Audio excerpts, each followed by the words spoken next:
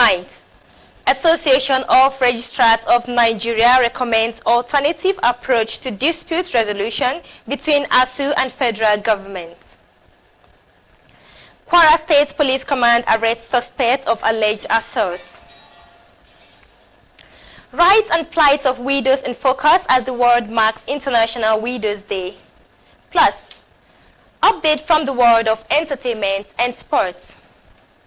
This is the Nigeria Television Authority, NTA ILORIN NewsTonight. Good evening and welcome. I am Peace Oloriyomi.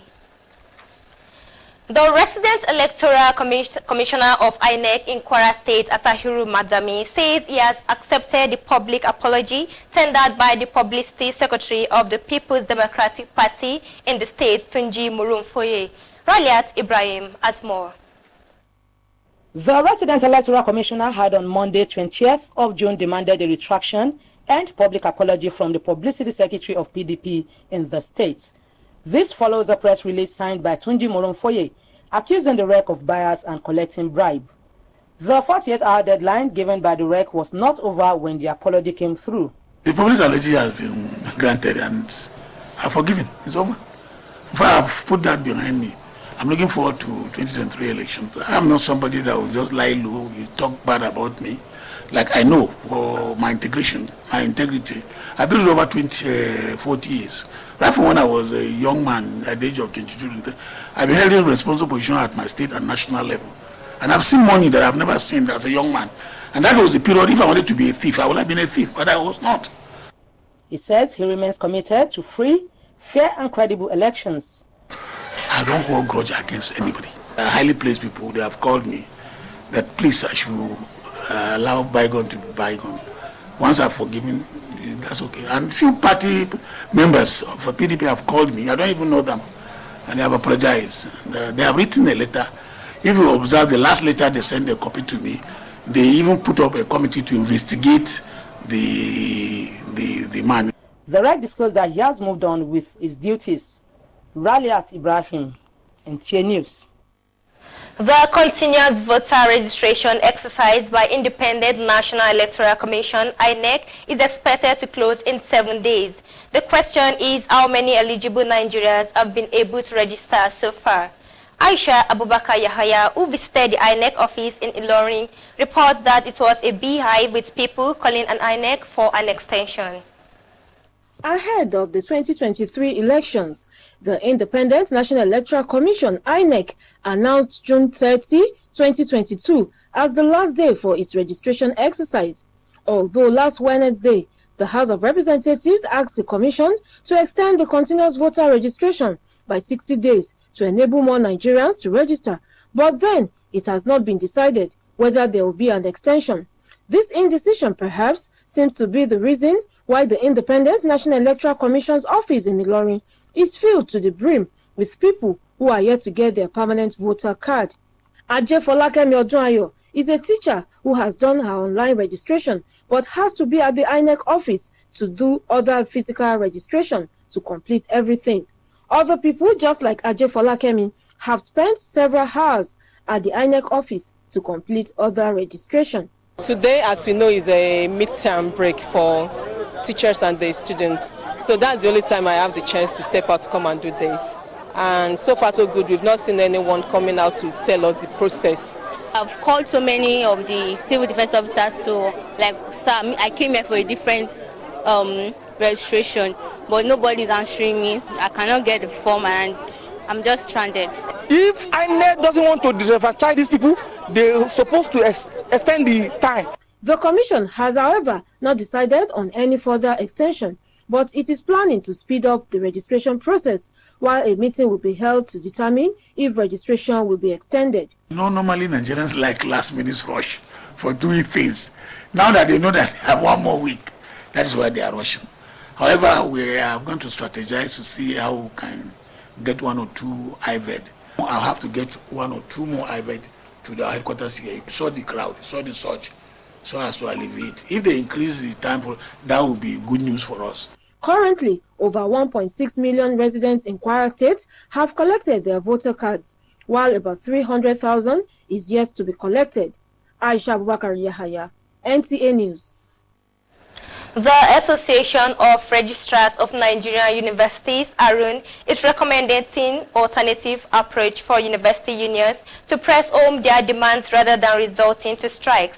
The association stresses that strikes, though beneficial to some extent, is becoming detrimental to the development of the university system.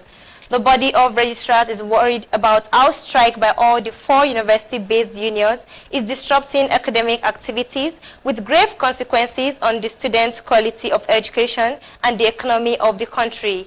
Managing trade unions and university administration in an era of uncertainty is a new task the Association of Registrars of Nigerian Universities wants all stakeholders in the education sector to consider going forward.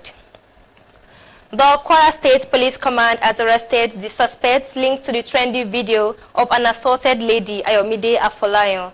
A statement by the Police Public Relations Officer Ajayi Okasomi indicates that the victim was seen being heartlessly and indecently assaulted by a supposed boyfriend named Jimo Abdufatai of Shao in Moro local government area of Kwara State.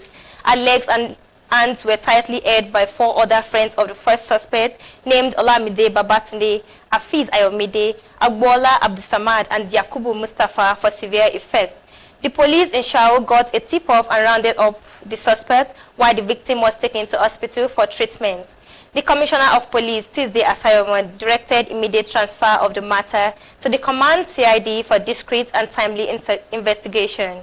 The suspect confessed to the crime, and the reason adduced for their action was a mere suspicion of infidelity on the part of the lady, which the lady vehemently denied.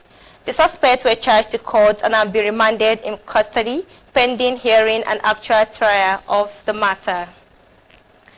Statistics reveal that there are more than 258 million widows globally who are being deprived of their basic rights and are left unsupported.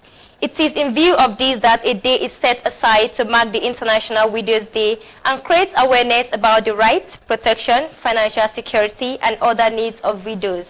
Ahmad Fulani reports that the focus of the celebration this year is economic revival to better the lot of widows.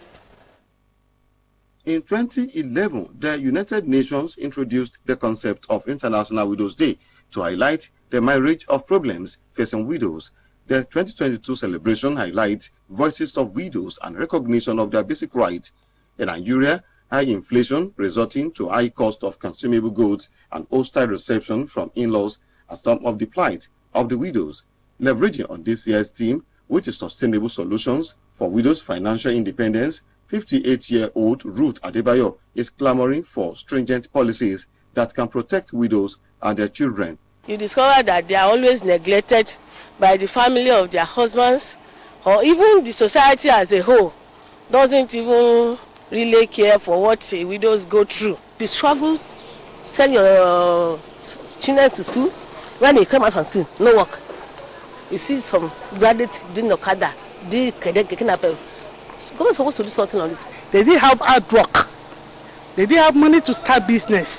We want government to assist her. For these people, they should empower them.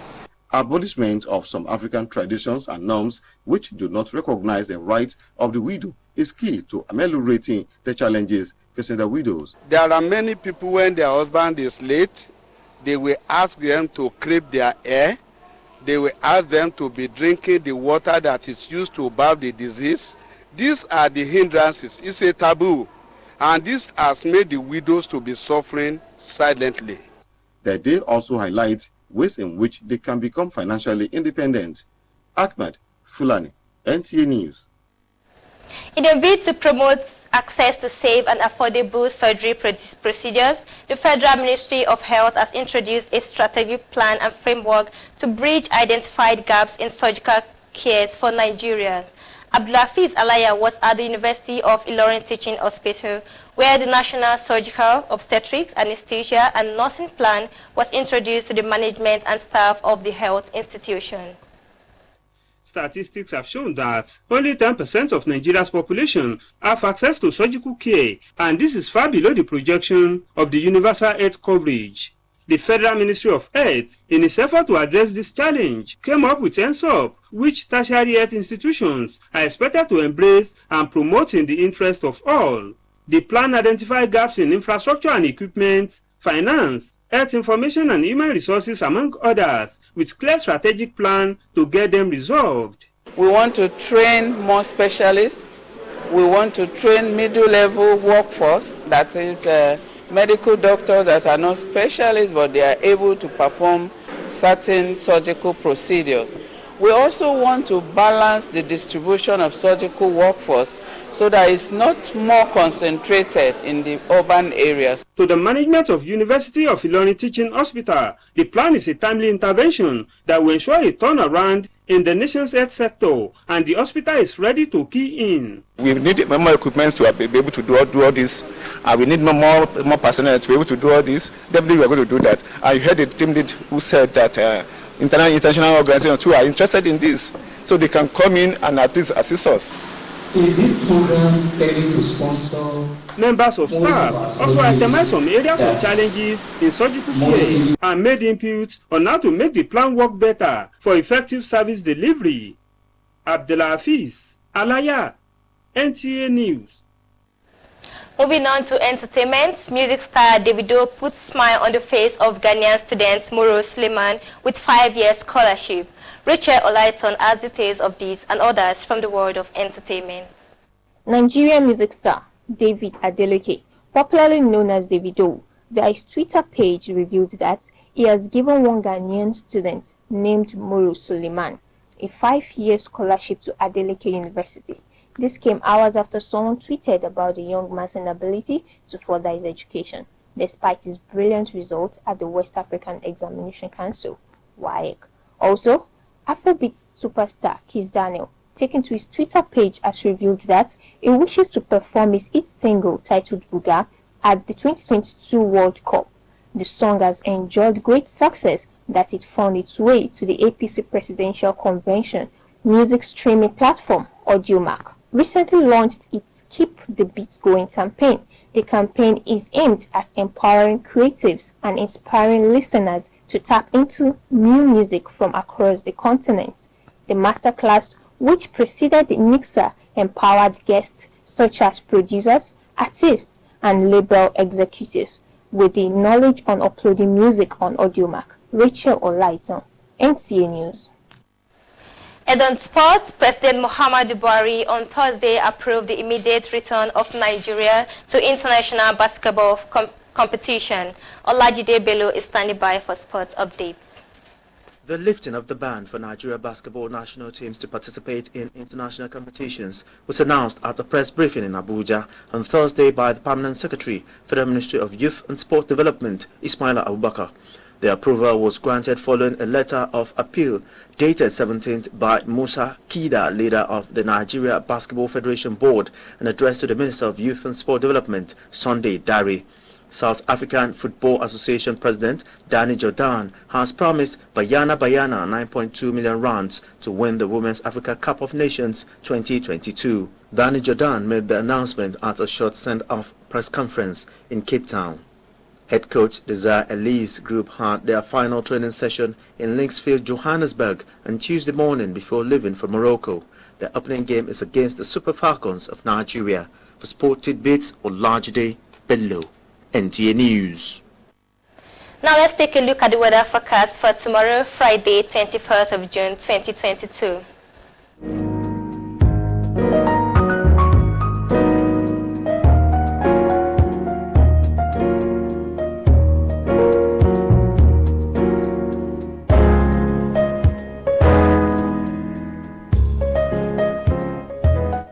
The weather forecast concludes our package for news tonight. Many thanks for watching. Do have a wonderful evening.